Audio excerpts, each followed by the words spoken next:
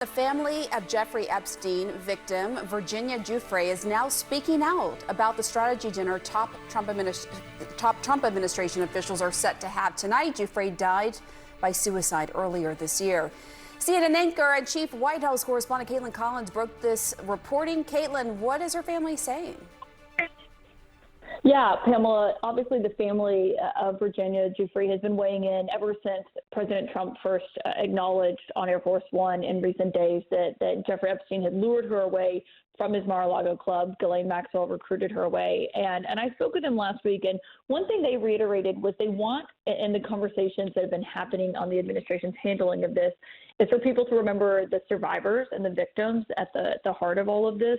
And they've issued a new statement on our team's reporting last night about this meeting that is planned at the vice president's house tonight regarding what the administration's strategy on Jeffrey Epstein is. And in this statement obtained by my colleague, Misan Lee, they say that they understand that the Vice President, J.D. Vance, is holding a strategy session this evening at his residence.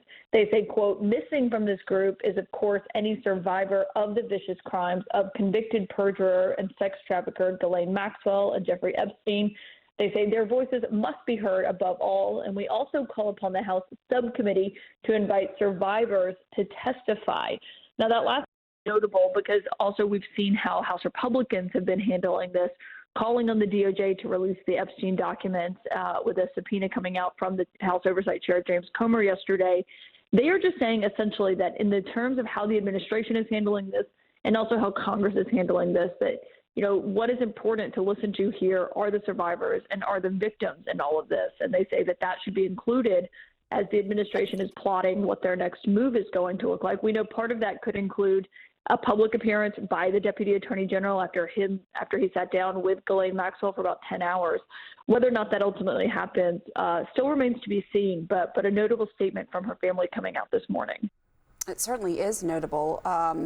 We'll see if we get any response from the administration on this. Caitlin, thank you so much. My next guest is one of the hundreds of women who survived Jeffrey Epstein's abuse, I should note on a serious note. Jess Michaels was living in New York and working as a professional dancer in the early 90s when she says that Epstein raped her when she was 22 years old.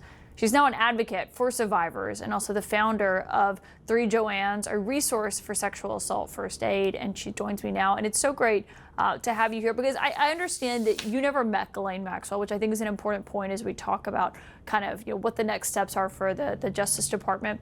But I just wonder, with your experience and what happened, what it is like for you to watch all of this playing out in the way that it is here in Washington. So firstly, Caitlin, I just want to say thank you so much for having me on, for inviting a survivor's perspective. This is not something that is happening nearly enough. What is most excruciating to me, besides all of the physical symptoms of post-traumatic stress disorder that are being revisited by not just Epstein survivors, but every survivor out there right now that feels unsafe because of what's happening. What I think is really important to note, and this is only my opinion, is I'm seeing the normalization and decriminalization of sexual assault, rape, and pedophilia and sex trafficking. That's how it feels. And is that because of how people are treating Ghislaine Maxwell, or just what do you attribute that to? I attribute it to the election of someone that has 28 accusers and is an adjudicated rapist. The cabinet members that all have accusations against them, and no one is batting an eye. No one is no one has done anything about it or said anything about it. It's just been accepted. We're being desensitized to the idea that sexual assault is not that big of a deal. It is the lack of an investigation into these Epstein files. There are survivors that have been sharing their story for decades. Sharing what happened. They did all the right things. They approached the authorities that they were supposed to approach. And it has been ignored over and over and over again. And one of the things that I see happening, everyone is listening right now because it's about Epstein and this world of powerful people and wealth. And yet this is exactly what happens on the local level, on the state level, in our country every single day. Only 10% of cases are actually prosecuted, and only 2.5% end up in jail. So what we're seeing is that play out on the highest level in our country. Yeah, and I should just note there, given your reference to the president, he was found liable for sexual assault. He's obviously denied that. We watched that all play out in court as they're still fighting the decision there.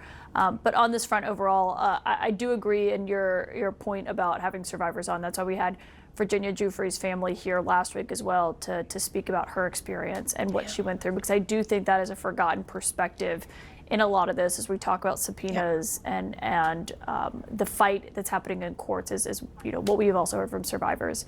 So Jess Michaels, I want to say thank you for coming on and joining us tonight. Thank you so much for having me. And new polling shows a majority of Americans believes that the White House is hiding information about Epstein. So joining us now to discuss is Democratic Congressman Raja Krishnamoorthi of Illinois. He is a member of the House Oversight Committee. Congressman, nice to have you on. So we're hearing this morning from the family of Virginia Giuffre, perhaps the most well-known victim of Epstein, who died by suicide earlier this year, asking in a statement why none of the survivors were invited to this meeting at the vice president's residence. What's your response to that?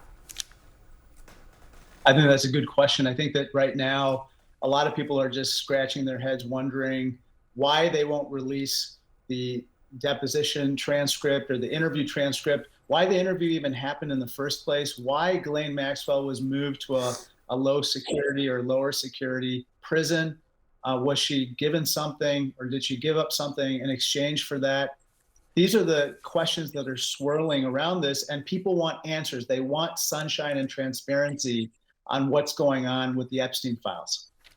Giuffre's family is also calling for the House Oversight Subcommittee to invite survivors to testify. Are you open to that? Oh, absolutely. I think that we need to shine a light on the harm that Ghislaine Maxwell and Epstein did. The DOJ revealed that over 1,000 victims of these heinous crimes are suffering right now because of what's happening. And I think that that's in part why there's so much pressure on both Republicans and everybody to release these files ASAP. Has the Oversight Committee received a response from DOJ on the subpoena for the files?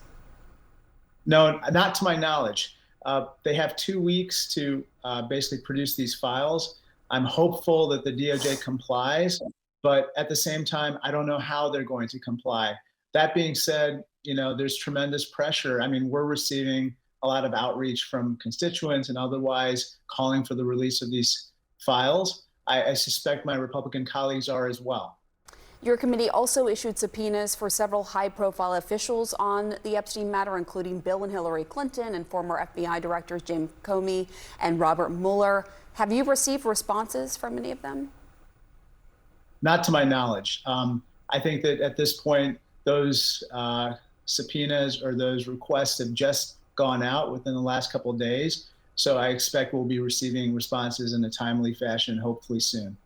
So we also know that the Justice Department has this audio recording and transcript of the interview Deputy Attorney General Todd Blanche conducted with Epstein accomplice Ghislaine Maxwell. The administration is considering releasing those publicly. Do you support that? Oh, absolutely. They should release the transcript. They should release the audio recording. We need to know exactly what the Deputy Attorney General asked of Ghislaine Maxwell, how she answered, and why this even happened in the first place. It's very unusual. I think the fact that she is desperately seeking a pardon or some form of clemency, the fact that Donald Trump is not willing to rule it out, is also why I've introduced a resolution that basically opposes any form of clemency for this hardened sex trafficker. Yeah, tell us more about that, because you offered this resolution urging the president and DOJ not to offer any form of clemency to Maxwell in exchange for her testimony. The president has said he has the power to issue pardons, but he hasn't ruled it out. Do you have any buy-ins from Republicans to pass the resolution? Not to my knowledge. I think they're very scared of the president. And I think that at this point, we need to say with one voice that there can't be a pardon or any form of clemency for Ghislaine Maxwell. That would be basically a cover-up of what's happening right now. In general, the pardon power has been abused by this president. We need to have longer-term reforms with regard to that issue. But in this particular case, it kind of is one of those situations where I believe the vast majority of Americans oppose any form of clemency for Maxwell, and we need to say that with one voice in Congress as well. Congressman Raja Krishnamoorthi, thank you so much.